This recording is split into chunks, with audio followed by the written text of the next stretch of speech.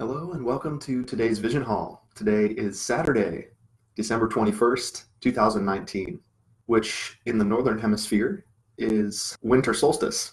So it's kind of a special day, and I just wanted to take a moment today to guide you through a Winter Solstice meditation, or a little bit of a reflection as well as looking ahead, because we're on the precipice of a new decade. And so I'll just be guiding you through a couple things to be thinking about and focusing on as we move ahead into the year 2020, which, as you can imagine, I'm very excited about. So what is the winter solstice? It's actually the shortest day of the year. And like I said, primarily speaking about the Northern Hemisphere, which is where I am right now. So anyone in the Southern Hemisphere is going to be reversed and right in the middle of summer. But speaking to my experience from my whole life in the Northern Hemisphere, this time of year is really a time of kind of resting and sort of hibernating in a certain sense. We've been experiencing a lot of darkness. The days are much shorter, the sun is rising later, and it's setting earlier than in the summertime when we've got these long, bright days. And so there are different ways we can interpret this. So there's like the physical way in terms of just how light affects our eyesight.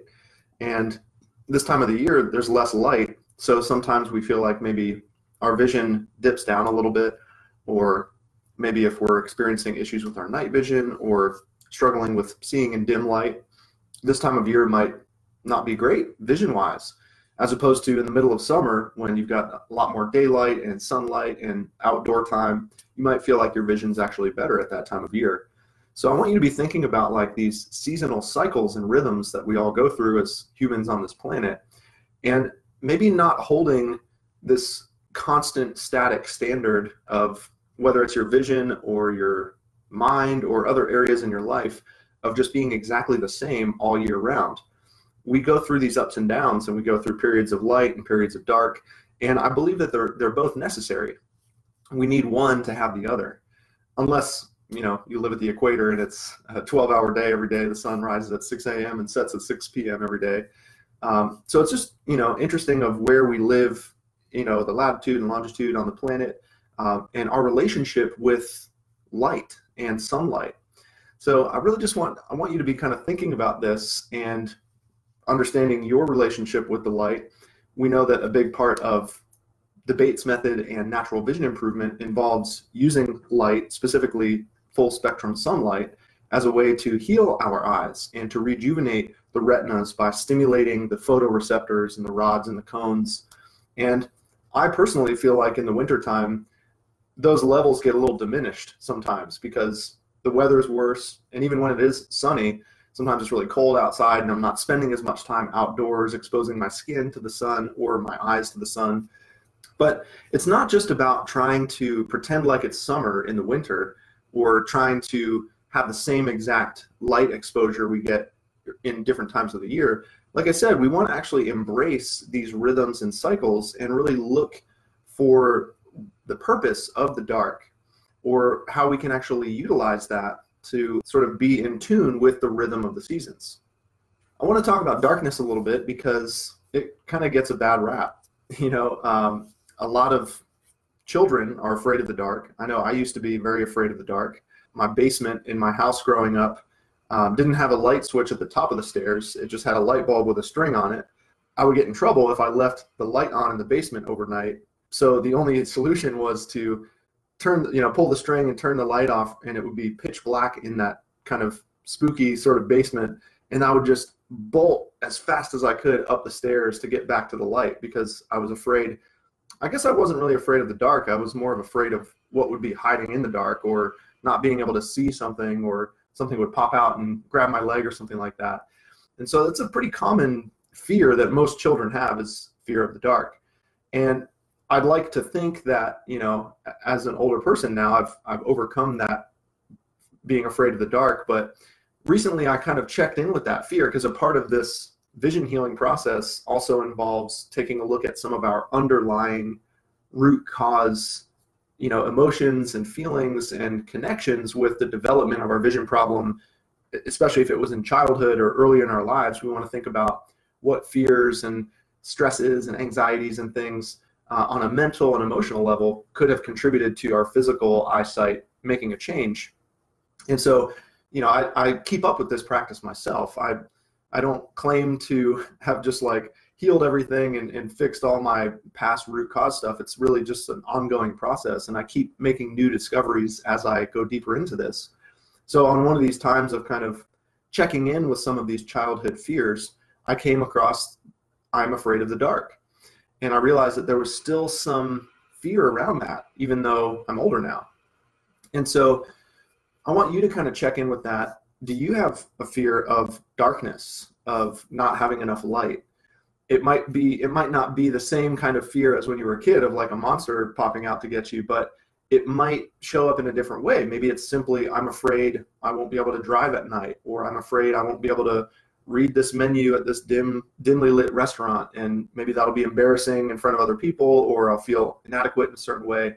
And so it might change how it shows up, but you can actually almost trace it all the way back to some of those original feelings of really resisting that darkness. And so I want to kind of invite you to maybe ease up on that and not only not be afraid of the dark, but actually embrace the darkness for some of the qualities, the healing qualities that it can have. And darkness is actually a part of your vision healing practice. According to the Bates method, one of the most restorative and relaxing practices that depends on darkness is palming. So I invite you right now to palm your eyes. And it's always advised to rest your elbows on some surface, your desk or a pillow, or just get super comfortable so that you're not doing what I'm doing right now, just standing up and your arms floating. Then your arms are going to get tired. I want you to get into a nice, comfortable position so that you can sink into this darkness just for a few moments and really tune in with what darkness is and how darkness feels. Our eyeballs are organs of light. That is their primary function. Their primary job is to receive light and to sense light and to detect light and to send those light signals through the optic nerves back to your brain for visual processing to give us our vision. But what happens when we rob the eyes of that light? What do they do when they don't have that job to do? How do they feel when they're kind of on a little break right now? There's nothing to see. Well, a lot of people experience their mind starting to take over and filling in the darkness, because it's not just the eyes that are responding to light, it's also our brain. And so when we block the light and the brain is no longer receiving any physical light stimulation, the brain starts to come up with its own light or its own images or own memories, or pictures might be flashing through your mind, or maybe some colors or some shapes. Sometimes the brain is kind of uncomfortable with darkness or with a complete lack of visual input or stimulation. Sometimes it makes people feel a little uncomfortable, a little uneasy. Not everybody really loves the palming at first because they're not used to confronting that pitch black darkness. So Dr. Bates wrote a lot about seeing the color black and really thinking about the color black while you're palming. Not everybody sees the color black at first, but if you keep palming for a few more minutes, that darkness begins to settle in and you can feel comfortable with this void, this blackness. And if we approach it from like a healing intention, we're not really afraid of this darkness. We're not thinking that it's evil in any way or has any kind of negative connotation. It's just a color. It's just a neutral color. And so we're coming into it of actually inviting this color black to be very restorative to our optic nerves and to be really comforting to our mind, which is constantly inundated with information and light and colors.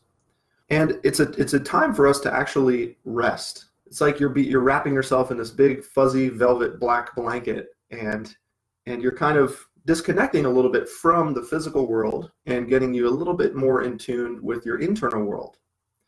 So this blackness is almost like a little gateway into your own mind or into your own body or into your own visual system. And a big part of the Bates method is working with our insight. So don't think that thinking the color black, or looking for the color black is the only thing to do while palming. On the contrary, this time in the dark is actually a great opportunity to be activating your inner visualization skills. The color black is almost more of like a gauge that you can kind of check in with every once in a while during your palming session. So I don't want you to just sit here the whole time just kind of stuck on trying to make it as dark as possible. I want you to let your mind create some relaxing, pleasant, enjoyable imagery, maybe thinking about a good experience you've had in your life, or maybe the face of a loved one, or anything that brings some ease and comfort and maybe puts a smile on your face or makes you feel kind of warm and fuzzy inside. So you're actually remembering or imagining actual people or places or things or sensations. It doesn't just have to be vision. You can be remembering sounds. You could be remembering smells or tastes or feelings. So I want you to branch out, and obviously we're working with our inner vision right now, but we can use our other senses to enhance it. And after just 30 seconds or a minute of letting the mind build these mental worlds and imaginary places in your mind, and picturing actual colors and shapes and objects, then you just take a moment to pause that and check in and say, okay, now how black is my vision right now? How dark does it look? So you just kind of switched from your insight back to your eyesight, because the color black, what your eyeballs are physically sensing while you're palming, is coming from your eyesight. But that mental world that you were just in, of picturing a person or a place or a thing or an experience, that's not your eyesight, that's your insight. That's your memory, your imagination, and your visualization. And it turns out that this palming place of darkness becomes this really prime arena or blank canvas for you to be playing with this stuff. It's a little bit harder to be working with your inner vision and your visualization and memory and imagination when your eyes are open, or when they're still receiving light stimulation. That's kind of the main focus when your eyes are open. But when your eyes are closed, and especially when you're palming and you're blocking all the light, you've got this much more limitless access to imagination and really actually seeing things with your eyes closed. If you're still palming, I want to invite you to just keep going for a little bit longer, and I just want to guide you through a short little winter solstice reflection or a little meditation. If you want to take a break from palming, you can just kind of lower your arms and keep your eyes closed and just get nice and comfortable. I just want you to think about where we are in time and space right now, the very end of 2019, looking ahead into the very beginning of 2020. And I want us to think about our vision as being more than just our eyesight, but it also includes not only what we were just talking about, our insight and that whole component, but also about your worldview, your self-image, and also your beliefs or your dreams. And I want you to have all of those kind of in mind as we look back onto the 2010s and look ahead into the 2020s, in terms of the fact that all of these things can change. Not only can your eyesight change for the better, and you can experience improved eyesight, clearer visual acuity near and far, but these other elements of your vision can also change. Your self-image, your worldview, your beliefs, and your dreams. So I want you to look backwards first. I want you to think about, first of all, this past year we've just completed, 2019. And we're going to be using this framework of kind of light and dark as a way to guide us through this experience. So what about 2019 was dark for you? Maybe there were some low points or some stressful experiences or things that weren't so great over the past year. Just take a moment to acknowledge those and, give some light to those, because sometimes when we experience these negative or darker things, we don't look at them, or we try and push them away or ignore them. And part of this winter solstice practice is actually embracing that darkness and showing it some love and some light. So just let that kind of percolate a little bit, and maybe hold that darkness with a little warm embrace for a moment, specifically regarding to something from 2019. And I also want you to think about the light about 2019. What were some good things that happened this past year? What were some really things that you're really proud of that you accomplished, or something that changed that led to a betterment in your life, or your physical health, or your mental health, or your vision? And remembering that we need both. We need both the light and the dark every year of our lives. Why don't you do the same thing looking even farther back, all the way to 2010? Anything from 2010 to 2019, I want you to just take a little moment to breathe and explore and open up to everything that you've seen, everything that you've heard, everything that you have taken in through your sensory systems into your mind, which have formed your beliefs and influenced your dreams and shaped your worldview, and have also molded your self-image. So for me, I'm starting in 2010, and I'm just remembering, okay, well, where was I in 2010? What stage of my life was I in? What city did I live in? Who was I surrounding myself with at that time?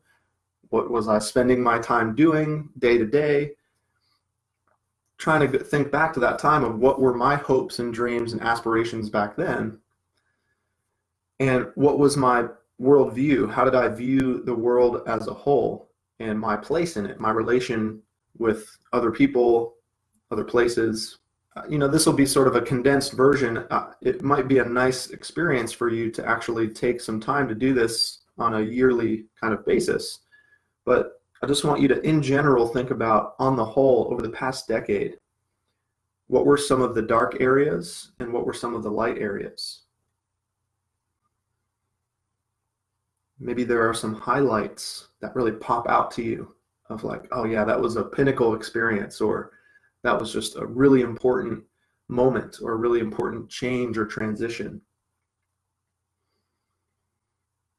And maybe some not so great things happened as well.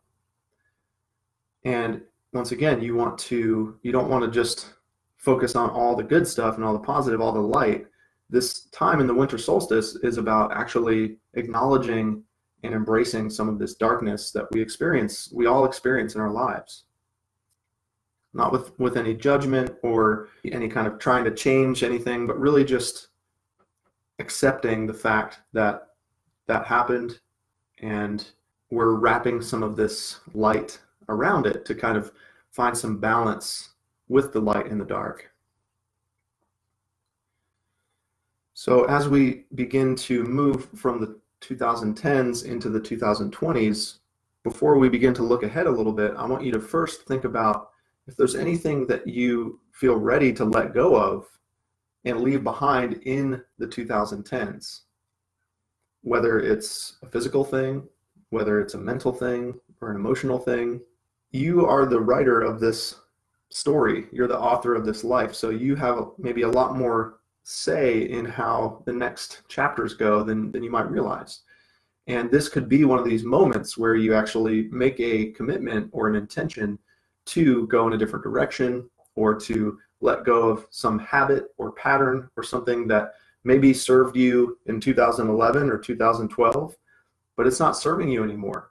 And it takes a certain level of vision and mental clarity to not only see that, but actually take action on that. So just remain open right now and for the next few days or weeks of maybe owning up to some of these things that maybe you need to change or release or modify or let go of as we prepare to begin a new decade. Thinking about 2020 and 2021 all the way to 2029, moving into 2030, what are some things that you need to not just let go of to leave behind, but actually to begin to focus on as you move forward and transition into a new decade? Maybe you want to think about what lies ahead in the next year for you. I like to use this time at the end of the year to really, like I said before, kind of hibernate and kind of shut myself in a little bit and do a little forecasting or a little projection into the next 12 months of my life. Thinking about what I have on the horizon, what are some things that are already kind of scheduled or on the books, on the calendar, so to speak, and what are some things that aren't already booked that I'd like to maybe see happen or unfold in the next year or two. And know going into this new decade that there will be periods of light and there will be periods of dark. Maybe they line up with the seasons and maybe they don't, but just being graceful about it and really maybe going into this new year with a little bit of a softer gaze on the darkness components and really understanding that that is a part of our life. And as long as we keep resisting it, the more it keeps persisting. So we might as well recognize that it's a part of our experience and know that the light is that balancing factor. And it's going to be summer before you know it, and you're going to be back outside in the sunshine. So we really want to, not try and go against nature and try and force the seasons to fit to our, selfish timeline. We want to honor Mother Nature and these natural rhythms and cycles that we go through every year, and really think about what the attributes or energies are for each season. And maybe we'll get some benefit if we, as members of this Earth family, actually honor that and actually tune in or sort of manifest some of those energies around winter, embracing the darkness and the cold, and maybe, being more kind of cozy and a little more introverted or kind of reflective on your past and projecting on your future. Whereas maybe in the summertime, you're tapping into more of this energy and being more extroverted and getting out, being seen more and really taking action on those things that you had planted the seeds for in the winter and in the spring. Think about your relationship with nature, your relationship with light, your relationship with darkness, and how we can learn from all this stuff. And it can really help us transition through time and through space in a really aligned way with these things that are bigger than ourselves, like the planet Earth and the sun and the sky.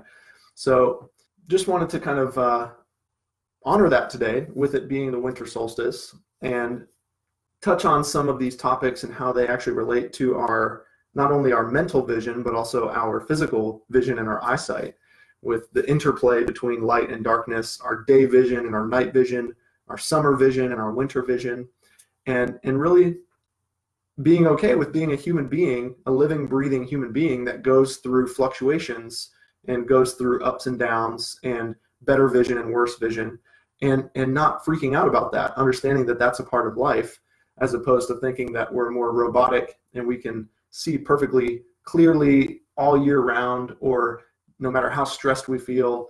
We want to kind of ease up on that a little bit and really get in touch with our human nature and how that relates to Mother Nature as well.